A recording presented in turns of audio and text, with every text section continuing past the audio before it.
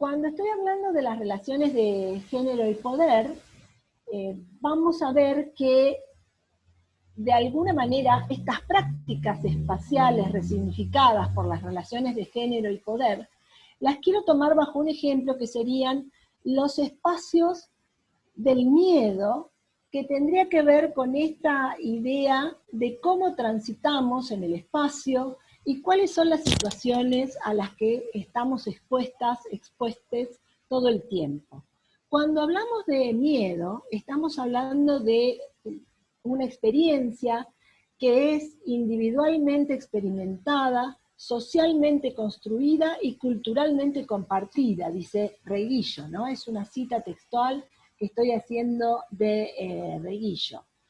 En este caso, en esta placa, lo que estoy viendo es retomar la definición cuando hablé de espacio y donde hablé de que existían dos planos, un plano referencial para situarnos en la calle, por ejemplo, y si pensamos en las mujeres específicamente, vamos a ver que cuando estamos solas en la calle, ¿sí? Por ejemplo, o en el barrio, o en una ciudad, ¿sí?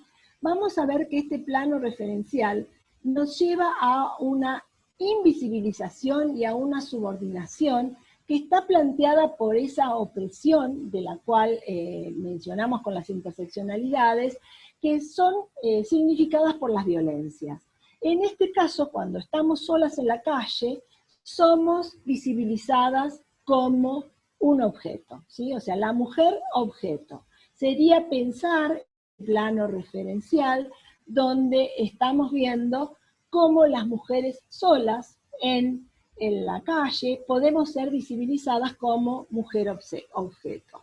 Ahora, cuando pasamos al segundo plano, que sería el plano simbólico y está en la parte inferior de la placa, vamos a ver que aparecen nuevas formas de resistencia, y ahí es cuando juntas somos un cuerpo colectivo donde la expresión de lucha social nos da o nos resignifica como mujer sujeto, y ahí es donde aparece simbólicamente estos espacios de resistencia, los mismos lugares pueden tener distinta significación. Y donde estamos diciendo que ese lugar es justamente el lugar de encuentro, que es la última flecha que da sobre la derecha, para justamente tender a una justicia espacial que nos lleve a pensar en una igualdad de derechos para transitar el espacio, ¿sí?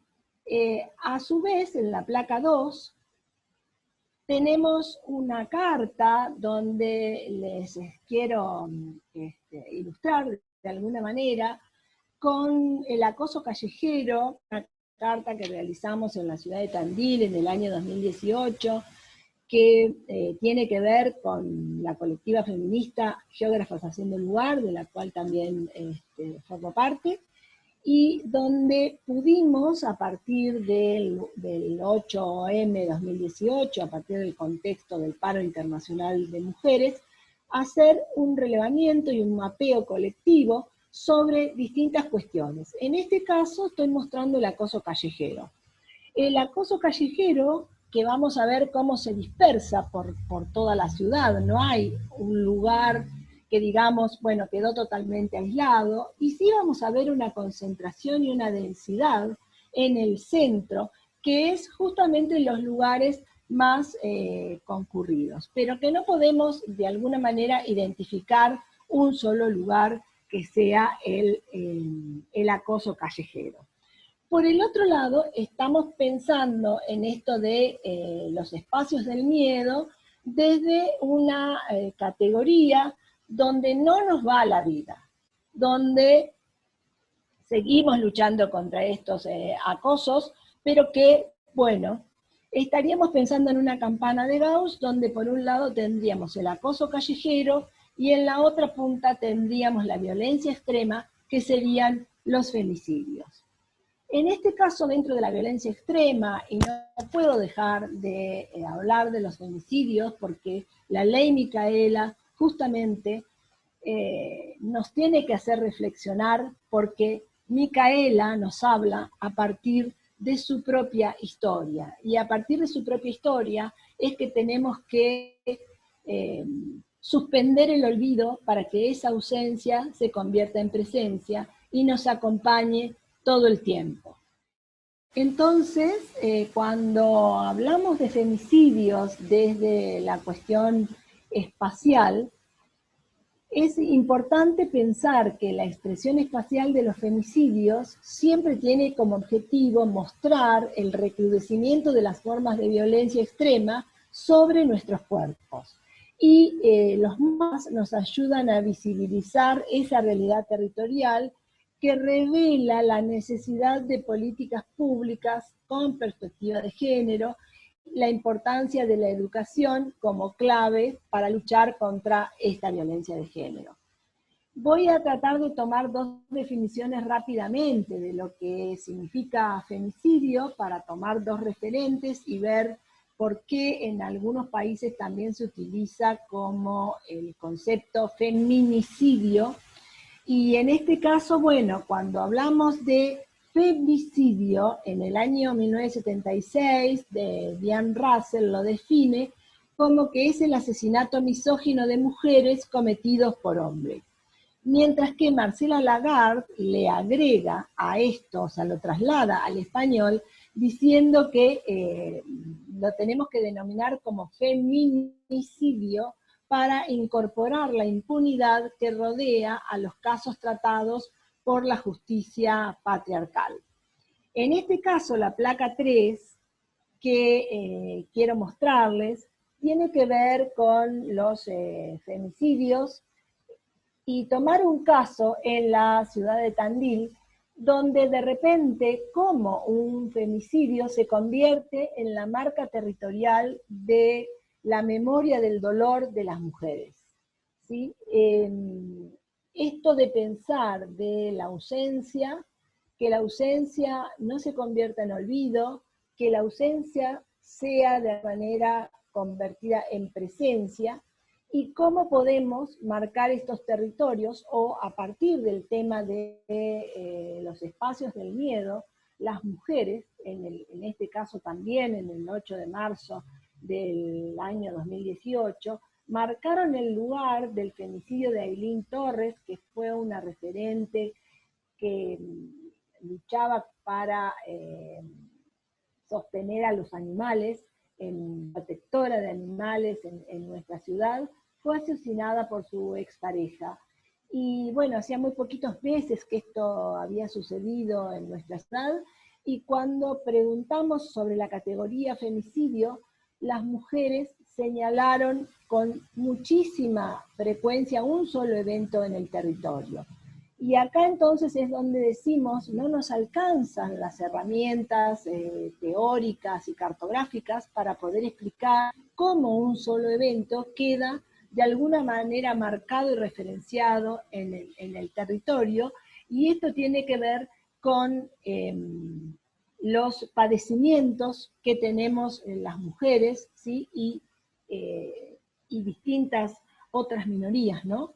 Entonces, bueno, también acá yo quisiera agregar a este tema la placa 4, que nos habla de los femicidios en Argentina, donde estamos tomando desde el año 2014 al año 2019, para poder ver de qué manera han crecido los femicidios en nuestro país. En este caso, nosotros tendríamos que centrarnos en la placa 5 para mirar ya la provincia de Buenos Aires, que es la provincia que nos está convocando en este momento, y vamos a ver que es la que va en primer lugar, ¿no? Con respecto a la cantidad de femicidios. Obviamente que también es la que mayor cantidad de población tiene, pero los femicidios son muertes evitables. Por lo tanto, ahí hay mucho para trabajar, y en la placa siguiente, que es la número 6, estamos presentando también la distinta distribución de los femicidios en Argentina. Los datos tienen que ver con la base de datos que recopila la Corte Suprema de Justicia a nivel nacional, muestran de alguna manera cómo los femicidios marcan territorialmente a todo nuestro país y principalmente a la provincia de Buenos Aires. Ahora yo quería pasar a otro tema, como por ejemplo pensar ese territorio del cual vengo definiendo y vengo hablando, pero desagregando la escala y pensar el territorio desde nuestro cuerpo. Y este es un gran desafío, porque nunca pensamos que nuestro cuerpo también es un territorio y que obviamente si es un territorio y es mi cuerpo, mi primer territorio a defender. Este concepto de mi cuerpo, mi primer territorio, tiene que ver con vivencias, emociones y sensaciones en un lugar de resistencia porque permiten establecer estrategias de toma de conciencia que llevan a acciones de liberación colectiva. Hay un colectivo feminista que trabaja en Ecuador y en Uruguay, donde nos dice, y textualmente les voy a tratar de leer el concepto, dice que pensamos el cuerpo como nuestro primer territorio, y ese territorio se manifiesta en nuestros cuerpos. Cuando se violentan los lugares que habitamos, se afectan nuestros cuerpos. Y cuando se afectan nuestros cuerpos, se violentan los lugares que habitamos. Bueno, ¿qué quiere decir esto? Que todo lo que tiene que ver con las problemáticas socioambientales, de contaminación, de distintas cuestiones que tienen que ver con despojos de los territorios a partir de los intereses económicos que hacen que haya una acumulación por desposesión a partir de determinadas situaciones, si las pensamos desde el cuerpo, vamos a ver que el cuerpo termina siendo la primera frontera entre el yo y el otro u otras, ¿sí? Y todo lo que hacemos está espacialmente situado y encarnado en cuerpos diferentes y que son jerarquizados por género también. Cuerpos que a su vez son construcciones culturales, en base a la idea de un espacio, un lugar, un contexto, y a esto también le sumamos la historicidad.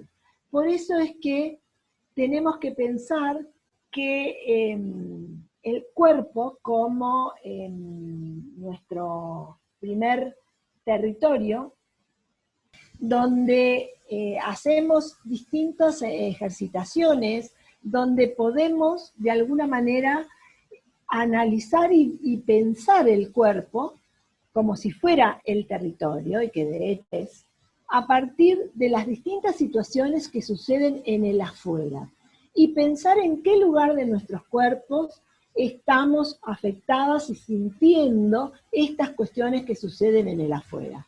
Si nosotros tenemos una fábrica que contamina, si tenemos una cuestión que tiene que ver con la megaminería, por ejemplo, van a ser nuestros cuerpos los que van a ser violentados, y de esa manera también hay una ida y vuelta, y por eso sería tan importante pensarnos desde nuestro cuerpo y desde nuestro territorio, que es el cuerpo, para entender de qué manera cuando violentamos el afuera, también violentamos nuestros cuerpos. Simplemente en la diapositiva es un trabajo con mujeres de Ecuador que estamos analizando los problemas de la Texaco. Y es ahí es donde ellas pueden identificar todo tipo de enfermedades que están padeciendo en este momento.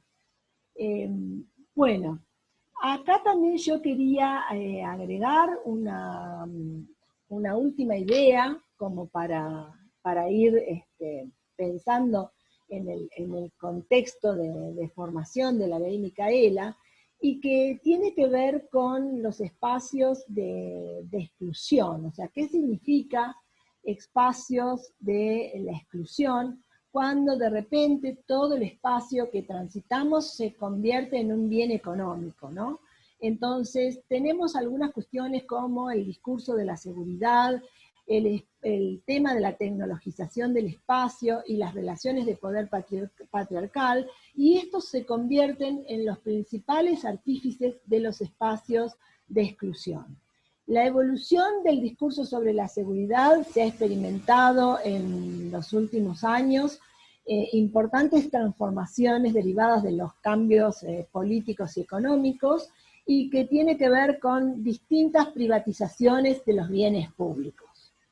El espacio público, entonces, el espacio que tendría que ser de todos, se ha convertido en un espacio económico por excelencia, donde se alienta constantemente a consumir. Y de repente nos estamos olvidando de que ese es el espacio que tenemos que apropiarnos y valorarlo para encontrar esas nuevas prácticas espaciales que nos lleven a determinar cómo esas relaciones de género y las relaciones de poder que aparecen nos lleve a pensar en un espacio mucho más justo y más equilibrado.